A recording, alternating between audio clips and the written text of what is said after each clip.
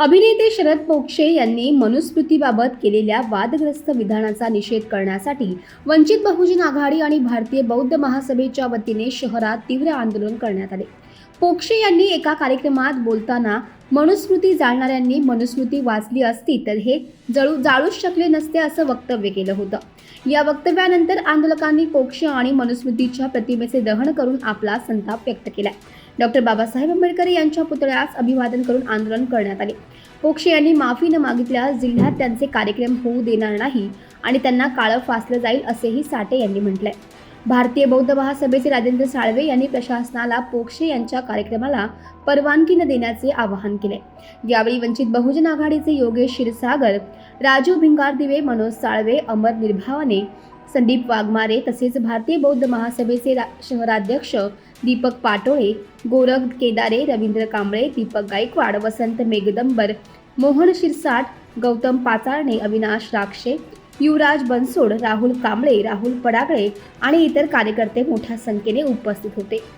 अभिनेते शरद पोंक्षे यांनी जे वक्तव्य केलं मनुस्मृती संदर्भात त्याचं समर्थन केलं आणि असं एक तर्फी दाखवलं की त्यांनी थोडक्यात जी बाबासाहेबांनी मनुस्मृती जाळली होती त्यावेळेस तर त्याचं समर्थन न करता त्यांचं अवमान केलं त्यांनी त्यावेळेस, म्हणजे त्यांच्या कृतीत ऐतिहासिक कृतीचा आणि विचारांचा थोडक्यात अवमान झालेलं आहे। त्या अनुषंगाने आज आम्ही भारतीय बौद्ध महासभा आणि वंचित बहुजन आघाडीच्या वतीने अहिल्यानगरमध्ये त्यांचा जाहीर निषेध करतोय आणि त्याचबरोबर असंही सांगतो की ही मनुस्मृती हे विषमतेचे आणि गुलामगिरीचे प्रतीक आहे आणि त्या अनुषंगानेच बाबासाहेब हे जगविख्यात मध्ये म्हणजे भारतामध्येच नाही तर जगामध्ये त्यांचे पुतळे आणि त्यांच्या विचारांचा स्वागत केलं जातं।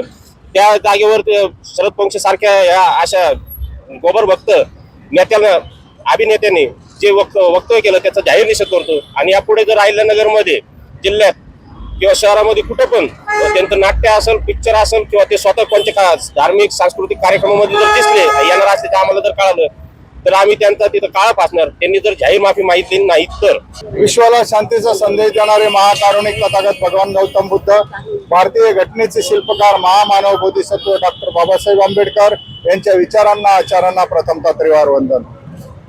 आज या ठिकाणी भारतीय बौद्ध महासभा व वंचित बहुजन आघाडी या कार्यकर्त्यांनी शरद पोंक्षे जे अभिनेते आहेत त्यांनी काल मनुस्मृतीबद्दल म्हणजे एक प्रकारे समर्थन केलेलं आहे मनुस्मृतीचं आणि बाबासाहेबांच्या विचाराला एक प्रकारे त्यांनी मुठभेटी देण्याचा कार्यक्रम केलेला आहे।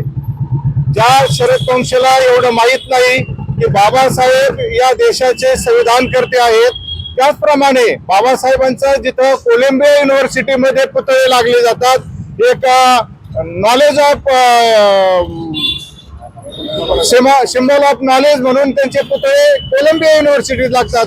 म्हणजे एवढं प्रगाढ ज्ञान त्यांना असताना त्यांच्याबद्दल शरद पोंक्षे म्हणतात की ज्यांनी संविधान मनुस्मृती वाचली नाही त्या मनुस्मृतीबद्दल शरद पोंक्षे चुकीचं वक्तव्य करतात आणि महामानवाला कमी लेखण्याचा प्रयत्न करतात। तर हे शरद पोंक्षेला माहित नाही का की ज्या मनुस्मृतीमध्ये महिलांना सुद्धा त्या मनुनी सोडलेलं नाही, महिलांना कोणताही अधिकार शिक्षणाचा वाचण्याचा अधिकार दिलेला नव्हता आणि सर्व शूद्रांना अधिकार दिलेला नव्हता आणि जर मनुस्मृती कोणी वाचली तर त्याचे डोळे काढले जायचे, मनुस्मृती कोणी ऐकली तर त्याच्या कानात शिसं ओतलं जायचं, मनुस्मृती कोणी